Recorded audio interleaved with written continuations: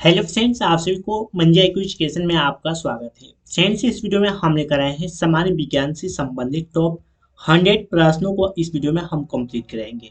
Friends, ये जितने भी प्रश्न होने वाले हैं ऐसे प्रश्न हैं जो आपको परीक्षा में बार बार प्रश्न पूछे जाते हैं, इससे संबंधित प्रश्न। तो फ्रेंड्स, यदि आपको हमारी वीडियो पसंद आएगी तो वीडियो को लाइक, चैनल को सब्सक्राइब और वीडियो को शेयर करना मत भूलिएगा। तो चलिए फ्रेंड्स, वीडियो को स्टार्ट करते हैं। फ्रेंड्स, ये जो कि 100% आपको जो कि एग्जाम 2025 के लिए काफ़ी इंपॉर्टेंट साबित होगी ये प्रश्न। इससे जो कि संबंधित जो कि 5 से 6 नंबर आपको पक्के हो जाएंगे इससे संबंधित, यदि आप इस वीडियो को पूरा देख लेते हैं तो चलिए फ्रेंड्स, देख ना करते हुए वीडियो को स्टार्ट करते हैं। फ्रेंड्स, आज का जो हमारा फर्स्ट क्वेश्चन होने वाला है काफ़ी इंपॉर्टेंट क्वेश्चन होने वाला है। दिया है क्वेश्चन हमारा, जीव विज्ञान एवं जंतु विज्ञान के पिता कौन है, या किसे कहते हैं जीव विज्ञान एवं जंतु विज्ञान के पिता किसे कहते हैं। तो सेंस यह है जो कि अरस्तु अरस्तु को जीव विज्ञान और जंतु विज्ञान के पिता कहते हैं। अगला क्वेश्चन, सेकेंड नंबर क्वेश्चन आता है हमारा, चिकित्सा विज्ञान के पिता किसे कहते हैं। चिकित्सा विज्ञान के यानी मेडिकल साइंस। यहाँ पे देख सकते हैं फ्रेंड्स, क्वेश्चन की क्वालिटी आप इंग्लिश और हिंदी दोनों में देख सकते हैं। मेडिकल साइंस के पिता यानी फादर्स किसे कहते हैं, तो ये कहते हैं जो कि हिपोक्रेट्स को कहते हैं। आंसर जो कि हिपोक्रेट्स इसका राइट आंसर होगा।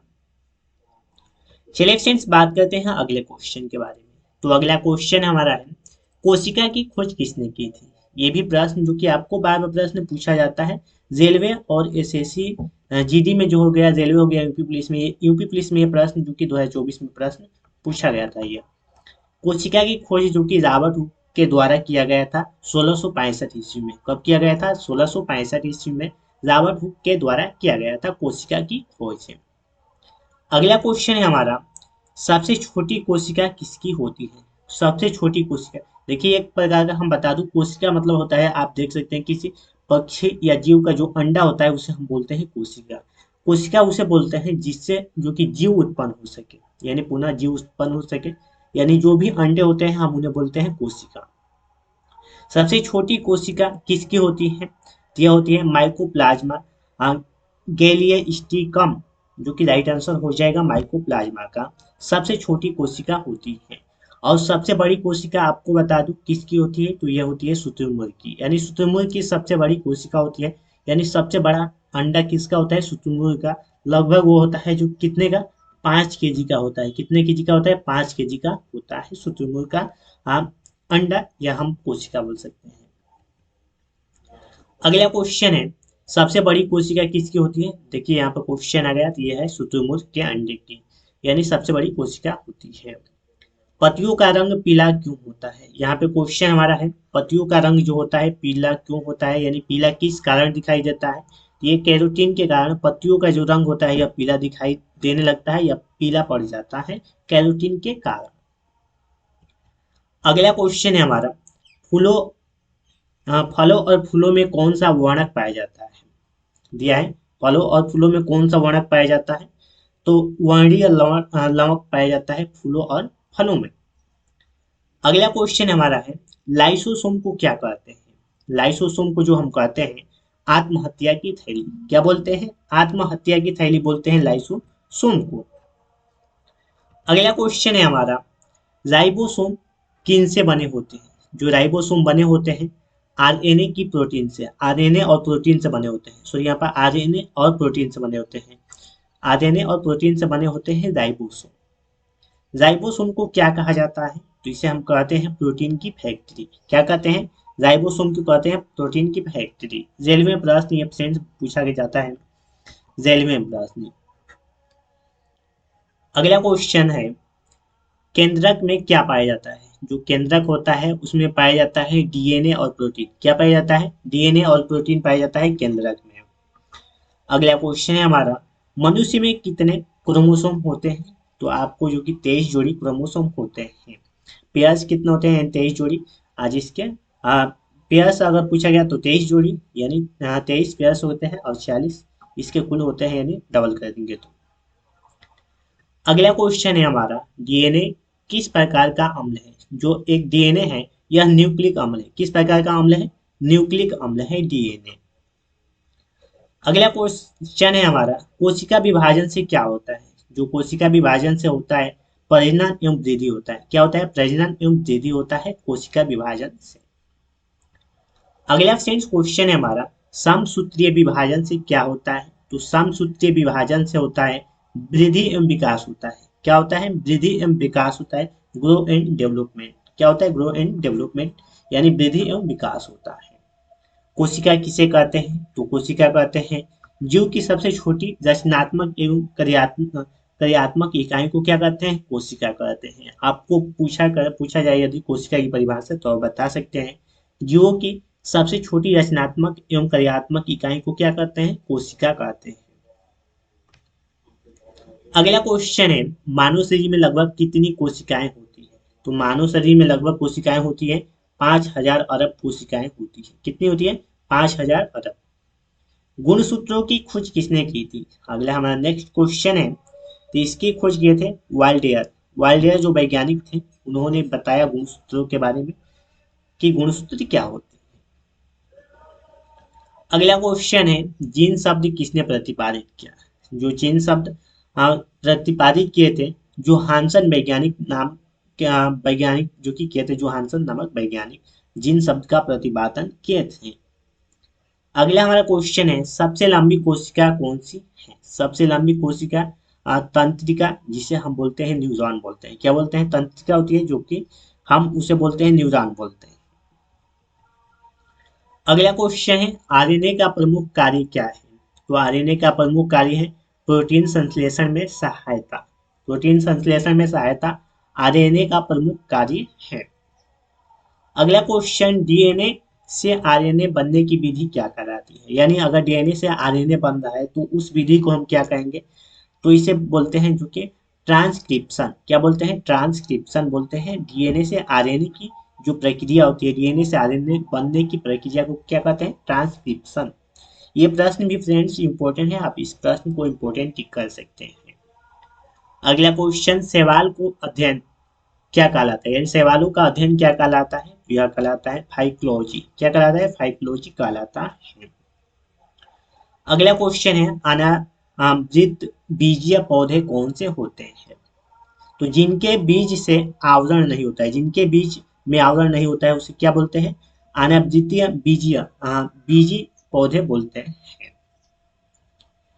अगला क्वेश्चन है, शैवालों का अध्ययन क्या कहलाता है? तो शैवालों का अध्ययन कहलाता है फाइकोलॉजी। क्या कहलाता है? फाइकोलॉजी कहलाता है।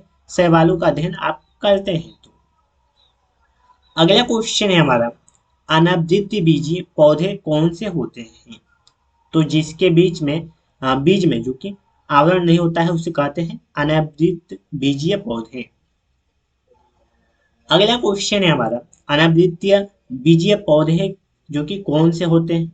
तो आप देख सकते हैं जिनके बीज में आवरण नहीं होता, वहीं प्रश्न से चलिए आपको हम बताते हैं आगे की कौन कौन से पौधे होते हैं। शैवाल में कौन कौन से पोषक तत्व पाए जाते हैं? जो शैवाल होता है इसमें पोषक तत्व पाए जाते हैं कार्बोहाइड्रेट्स, विटामिन और कार्बनिक पदार्थ, ये जो कि पाए जाते हैं शैवाल में पोषक तत्व। अगला क्वेश्चन है हमारा, सबसे छोटी अनावृतीय बीजीय पौधे क्या कहलाती है? यह कौन सी है? आप बोल सकते हैं। तो यह है जो कि लेमना। लेमना जो कि सबसे छोटी अनावृतीय पौधा है, ये देख सकते हैं। अगला क्वेश्चन है, सबसे बड़ा अनावृतीय बीजीय पौधा कौन सा है? तो सबसे बड़ा है जो कि यूकेलिप्टस। आप दो उदाहरण देख सकते हैं जो कि अनावृतीय पौधों के बारे में। अगला क्वेश्चन है, सबसे छोटा पुष्प कौन सा है? तो फ्रेंड्स ये संसार का सबसे छोटा पुष्प है वुल्फिया। वर्ल्ड का सबसे छोटा पुष्प कौन सा है?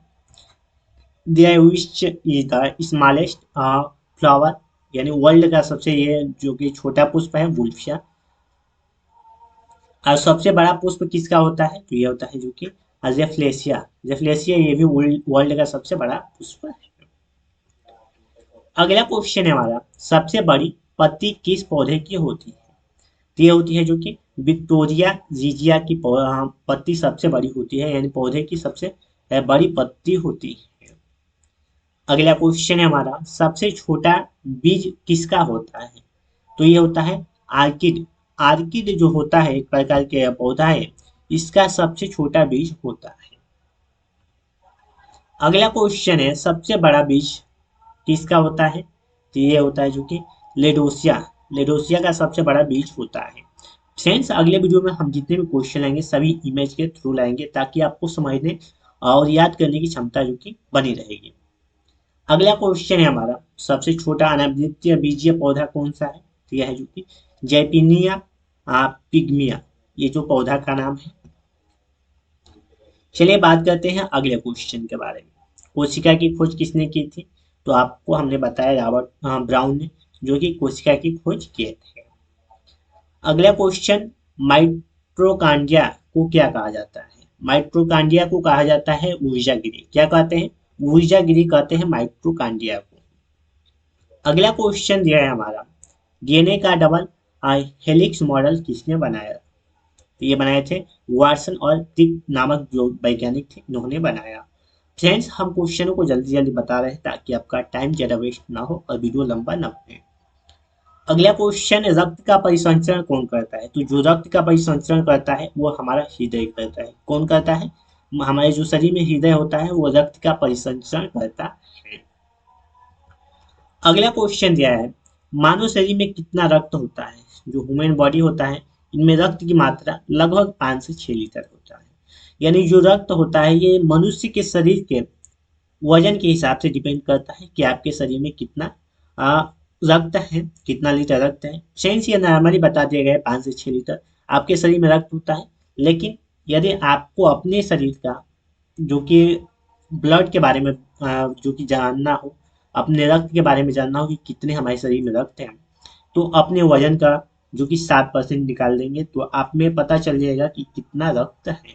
मान लीजिए कि एक व्यक्ति का वजन 60 kg है, तो इसमें रक्त की मात्रा पता करना हो तो इसका 7% निकालेंगे, तो ये क्या हो जाएगा 60 इंटू 7/100। ये फ्रेंड्स इससे डिवाइड हो जाएगा, इससे ये डिवाइड 3 से डिवाइड 2 से डिवाइड करते हैं, ये 5 हो जाएगा। 70 का 21 हो जाएगा, अपन कितना हो जाएगा 5 हो जाएगा। इसे हम डिवाइड करेंगे तो हो जाएगा 5 का 20 4 होगा, और यहाँ पे दशमलव लगेगा तो ये 5 हो जाएगा, 4.5 लीटर। ये जो कि आपके शरीर में होंगे, यदि आपका वजन 60 kg है तो कितना होगा 4.5 लीटर आपके शरीर में रक्त की मात्रा होगी।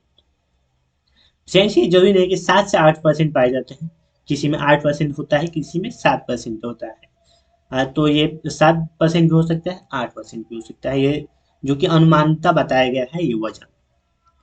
अगला क्वेश्चन है, आरबीसी किस प्रकार के होते हैं?